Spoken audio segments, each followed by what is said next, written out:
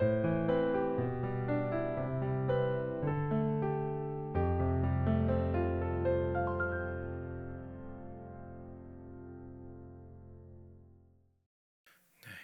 기도하심으로 11월 19일 수요일 매일 주심 기도회를 시작하도록 하겠습니다. 고요한 이 새벽 주님의 은혜를 사모하며 주님의 전으로 나왔습니다. 주님, 세상은 여전히 어둠 속에 있지만 주님은 우리의 빛이 되시어 소망의 길을 비춰 주시옵소서. 오늘 드려지는 이 기도와 그리고 예배와 그리고 말씀을 받들 때 주님께서 주시는 그것으로 저희가 살아가게 하여 주시고 고통받는 주의 자녀들에게 닿는 생명의 통로가 될 수 있도록 저희들을 사용하여 주시옵소서. 주님, 특별히 오늘은 병상에서 육신의 질고와 싸우고 있는 교우들을 위해 간구합니다. 파킨슨병 수술을 마치고 회복 중에 있는 주님의 딸을 위해 기도합니다. 어려운 수술을 주님의 은혜로 마치게 하심에 감사드리며 이제 중요한 회복의 과정이 남아있으니 주님, 머리부터 발끝까지 특별히 수술 부위와 연결된 모든 미세한 신경 하나하나를 주님께서 친히 만져주시옵소서. 부작용 없이 이전보다 더 강건한 모습으로 일어나 주님을 찬양하게 도와주시옵소서. 또한 갑작스러운 당장 파열로 이번 치료 중인 주님의 자녀를 붙들어 주시옵소서. 의료진에게 지혜를 주셔서 최적의 치료가 이루어지게 하여 주시고 찢겨진 상처가 아물듯 놀란 마음도 주님의 평안으로 꿰매어 주시고 속히 쾌유하여 가정의 자리로 돌아오게 하여 주시옵소서. 주님, 긴 투병의 터널을 지나고 있는 암 환우들을 위해서도 기도합니다. 폐암 사기로 표적 치료 중인 자매님을 기억하여 주시옵소서. 사람의 눈으로는 병세가 깊어 보일지라도 생명의 주권은 하나님께 있음을 기억합니다. 주님의 뜻 아래 회복되어 예배와 찬양의 기쁨을 허락하여 주시옵소서. 주님, 지금 이 시기에 특별히 유행하고 있는 독감으로 어려워하는 아이들과 많은 이들이 있습니다. 이들의 건강을 지켜주시고 잘 회복될 수 있도록 붙들어 주시옵소서. 오랜 병마로 고생 중인 그리고 환우들을 간호하는 가족들의 지친 손과 마음도 위로하여 주셔서 그들 모두가 주님께서 하셨음을 간증할 수 있는 그날이 속히 오게 하여 주시옵소서. 이제 말씀 가운데로 나아갑니다. 학계의 말씀을 통해 우리에게 주시는 하나님의 말씀이 오늘 이 하루를 다시 주님의 뜻에 두는 저희가 되게 하여 주시옵소서. 감사드리며 예수 그리스도의 이름으로 기도드립니다. 아멘. 네, 오늘 우리에게 주시는 하나님의 말씀은 학계 2장 10절에서 23절까지의 말씀입니다. 학계 2장 10절에서 23절까지의 말씀을 저와 여러분이 교독하시도록 하겠습니다. 다리오 왕 제2년 9째 달 24일에 여호와의 말씀이 선지자 학계에게 임하니라. 이르시되 만군의 여호와가 말하노니 너는 제사장에게 율법에 대하여 물어 이르기를 사람이 옷자락에 거룩한 고기를 쌓는데 그 옷자락이 만일 떡에나 국에나 포도주에나 기름에나 다른 음식물에 닿았으면 그것이 성물이 되겠느냐 하라. 학계가 물음에 제사장들이 대답하여 이르되 아니니라 하는지라. 학계가 이르되 시체를 만져서 부정하여진 자가 만일 그것들 가운데 하나를 만지면 그것이 부정하겠느냐 하니 제사장들이 대답하여 이르되 부정하리라 하더라. 이에 학계가 대답하여 이르되 여호와의 말씀에 내 앞에서 이 백성이 그러하고 이 나라가 그러하고 그들의 손의 모든 일도 그러하고 그들이 거기에서 드리는 것도 부정하니라. 이제 원하건대 너희는 오늘부터 이전 곧 여호와의 전에 돌이 돌 위에 놓이지 아니하였던 때를 기억하라. 그때에는 20고르 곡식 더미에 이른즉 10고르 뿐이었고 포도즙 틀에 50고르를 기르러 이른즉 20고르 뿐이었으니라. 만군의 여호와가 말하노라. 내가 너희 손으로 지은 모든 일에 곡식을 마르게 하는 재앙과 깐부기 재앙과 우박으로 쳤으나 너희가 내게로 돌이키지 아니하였느니라. 너희는 오늘 이전을 기억하라.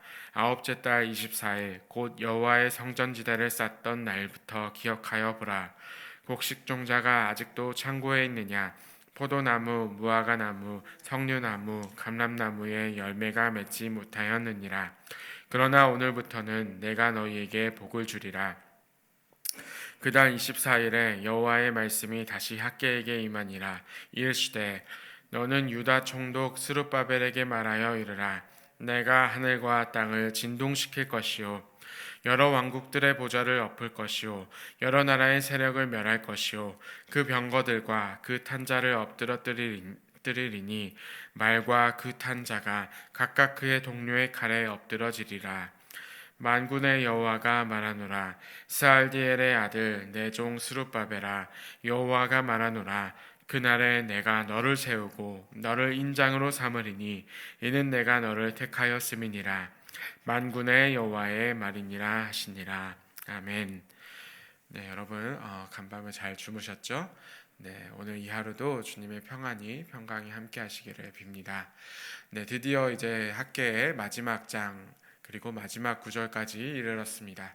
저와 여러분이 월요일부터 오늘까지 성경 한 권을 다 본 겁니다. 성경 한 권을 다 읽고 오늘 그 학계의 마지막에 주시는 그 말씀이 무엇인가를 마지막으로 묵상해 보는 시간을 갖고자 합니다. 첫째 날에는 우리는 무너진 삶을 세우는 우선순위를 바라보았습니다. 학계를 읽을 때 하나님께서 우리에게 세우고자 하는 것, 그것은 어떤 계획이나 어떤 자신의 그런 태도의 문제가 아니라 우리가 생각하고 있는 우선순위가 올바로 설 때 하나님께서 그것을 기쁘게 받아주신다라고 말씀을 드렸었고, 그리고 어제는 우리 눈에 보이는 화려함과 그것을 비교하지 말고 하나님께서 주시는 하나님의 영광 가운데서 성전을 다시 재건하는 그 모습, 우리에게 가진 것에 대해서 생각하지 말고 하나님 앞에서 결단하며 나아가는 그 모습에 대해서 나누었습니다. 그리고 오늘 우리를 하나님께서는 어떤 자리로 학계의 마지막 부분에서 이스라엘 백성들에게 주시는 그 위로와 그 평강의 메시지는 어디로 인도하시느냐 하면은 바로 하나님의 거룩함으로 인도하는 모습을 볼 수가 있게 됩니다. 그 거룩함의 그 자리가 어디인지를 저와 여러분이 오늘 나누고 싶은데요. 그 거룩함의 자리가 어디인가 하면은 바로 하나님께서 세우시는 성전이 어떤 모습으로 지어지는지, 그 성전이 누구로부터 지어지는지를 돌아보고자 함이 있기 때문입니다. 하나님께서 짓고자 하는 성전은 단지 돌로 짓고 단지 어떤 거룩한 재료로 짓고 그리고 단지 어떤 그 화려함으로 지어지는 그 어떤 건물이나 형태가 아니라 우리 안에 하나님께서 주시는 그 거룩함을 바로 세워가는 성전이 될 때에 우리에게 그것이 하나님께서 진정으로 짓고 싶어하는 그 성전이다라는 그 메시지를 오늘 그 말씀에서는 볼 수가 있습니다. 그래서 오늘 본문 10절에서 14절까지의 그 말씀에서 학계 선지자는 제사장들에게 율법에 관한 질문을 던집니다. 여기에 아주 중요한 영적인 원리가 있는데요. 학계가 질문을 던집니다. 거룩한 고기가 다른 음식에 닿으면 그 음식도 거룩해지는가? 라고 이렇게 질문을 할 때 제사장들은 아니다라고 답합니다. 반대로 시체를 만져서 부정해진 자가 음식을 만지면 어떻게 되는가? 라고 물을 때 그들은 부정해진다라고 대답을 합니다. 이게 무슨 뜻인가 하면은 거룩은 결코 이렇게 옆 사람이 거룩하고 누군가 거룩하고 거룩한 것을 경험하고 그리고 거룩한 기분이 들고 거룩한 상황이 된다고 해서 그것이 이렇게 쉽게 전파된다라는 것이 아니고, 그렇게 쉽게 전파되고 전염되지는 않지만 죄는, 부정은 그냥 옆에만 있고 그냥 상황에만 있고 하더라도 쉽게 전염이 되는 모습을 볼 수 있다라는 것을 이 학계와 제사장들이 나눈 그 질문과 대답 가운데 그 원리를 볼 수가 있게 됩니다. 저도 이제 얼마 전에 이제 담임 목사님께서 과학에 대한 이야기를 하시면서 설교를 하셨는데 제 설교를 오래전부터 들으셨던 분들이 혹 계실지 모르겠지만 과학 이야기를 굉장히 좋아하는데요. 연력학 제2 법칙이라는 게 있습니다. 무슨 뚱딴지 같은 소리냐라고 생각하실 수도 있겠는데 소위 엔트로피 법칙이라고 합니다. 이게 뭔가 하면은 쉽게 말해서 세상의 모든 것들은 그냥 가만히 두면은 무질서함으로 바뀌게 된다라고 이야기하는 겁니다.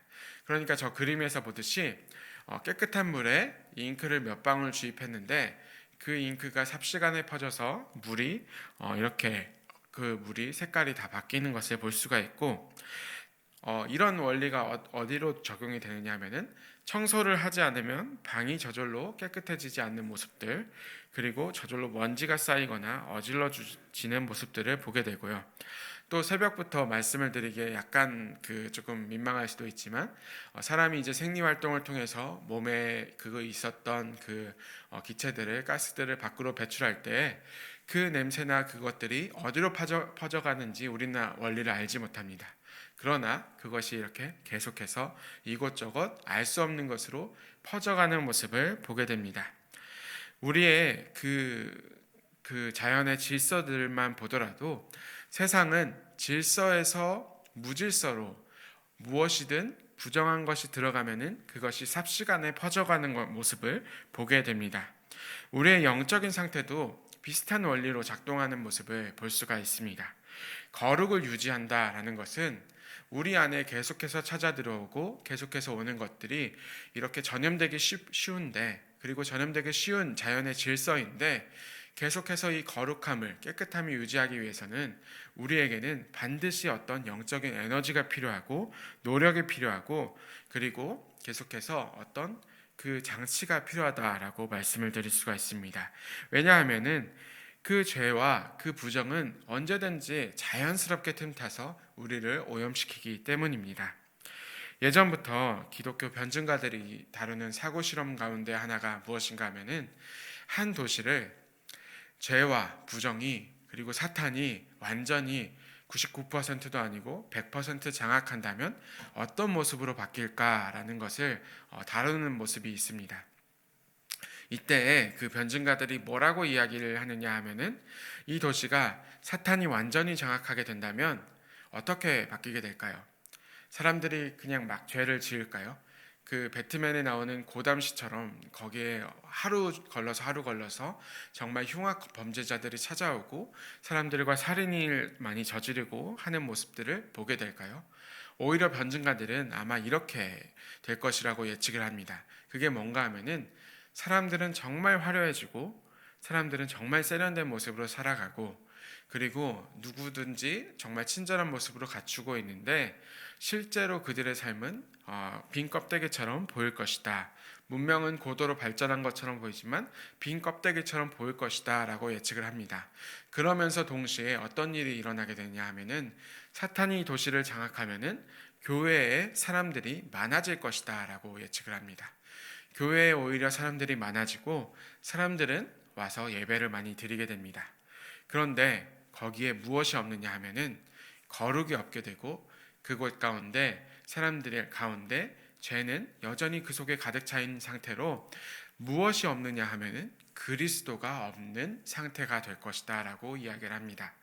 사람들이 교회에 나와서 예배를 정말 잘 드리고 화려하게 드리고 겉모습으로는 거룩하게 예배를 드릴지언정 그 안에는 예수 그리스도가 없는 상태, 그것이 바로 사탄이 한 도시를 완전히 장악한 모습일 것이다 라고 예측을 하게 됩니다.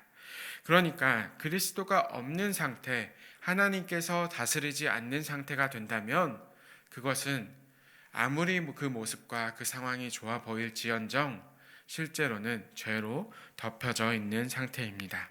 14절에서 하나님께서 이스라엘의 상태를 진단하시는 모습이 바로 그 모습인데요.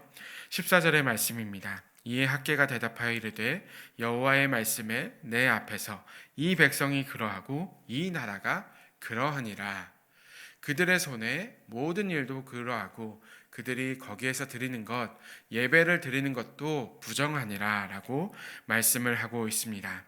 그들의 일상에서 성전을 재건하기 힘들었었던 이유가 무엇인가 하면은 경제가 어려웠기 때문이 아니라 외세가 정말 틈타고 그것이 정말 위협적인 것이었기 때문이 아니라 성전 공사를 멈춘 16년 동안에 그들의 삶 가운데 거룩함을 잃었었기 때문이다라고 학개와 하나님은 말씀하고 계십니다.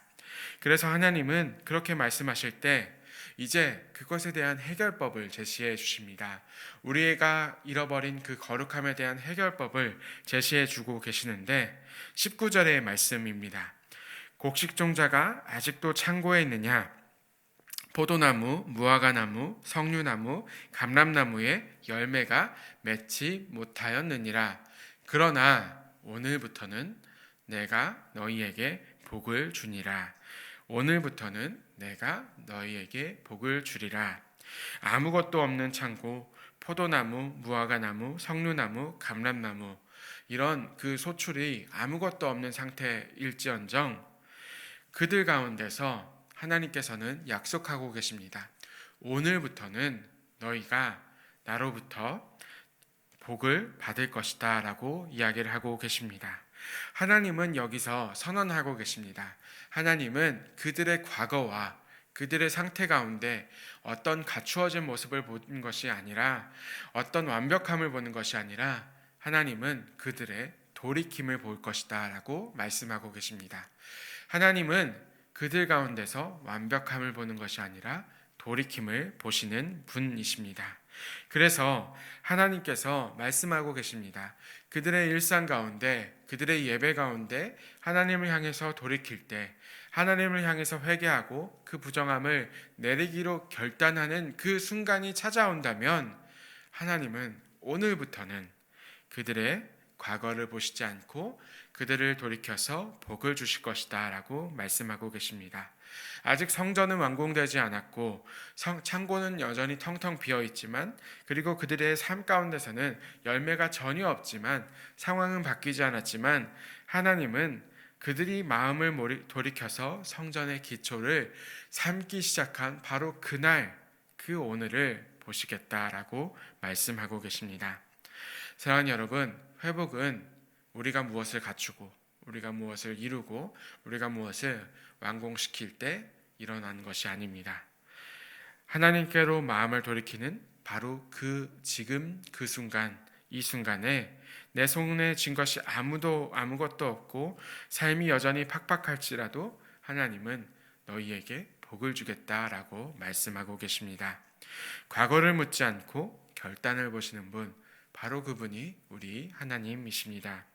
그렇기 때문에 23절에서 하나님은 스룹바벨에게 가슴 벅찬 약속을 주십니다.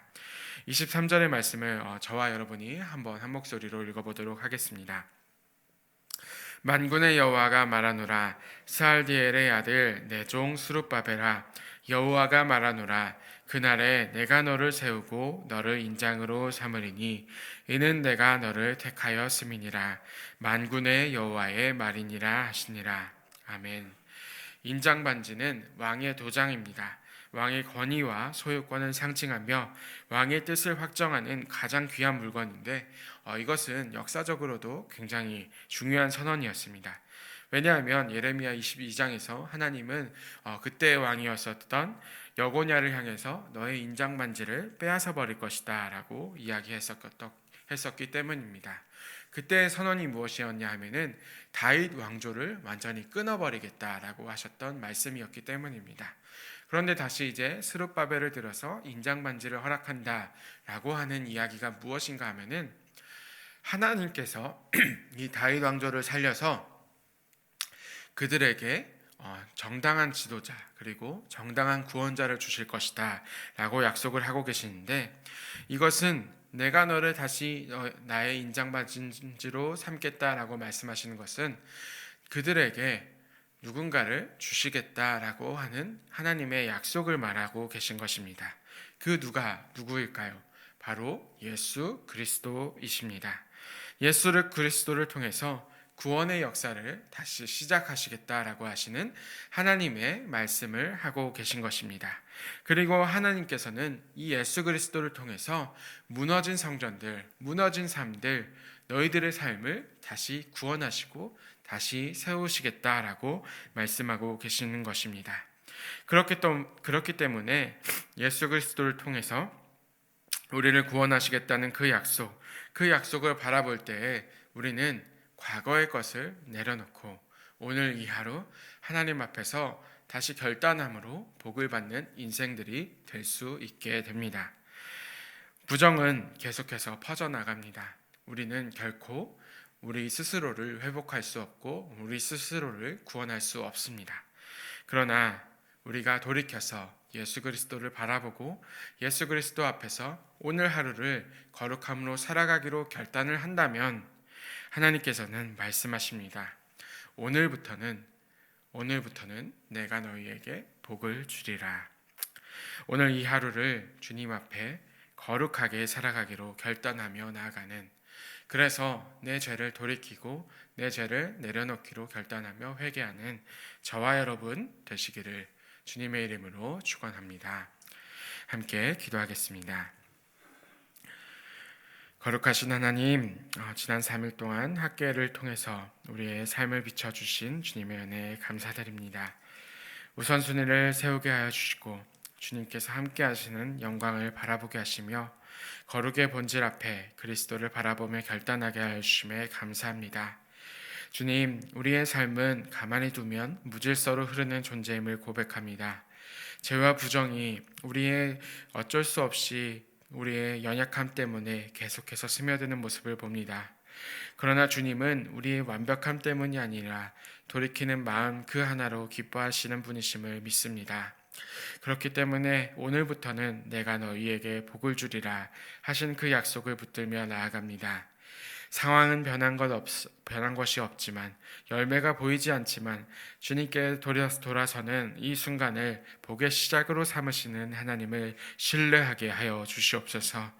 오늘 우리의 결단을 붙드시고 스룹바벨에게 인장반지를 주셨듯이 예수 그리스도를 통해서 우리의 삶을 다시 세워 주시옵소서. 감사드리며 예수 그리스도의 이름으로 기도드립니다. 아멘.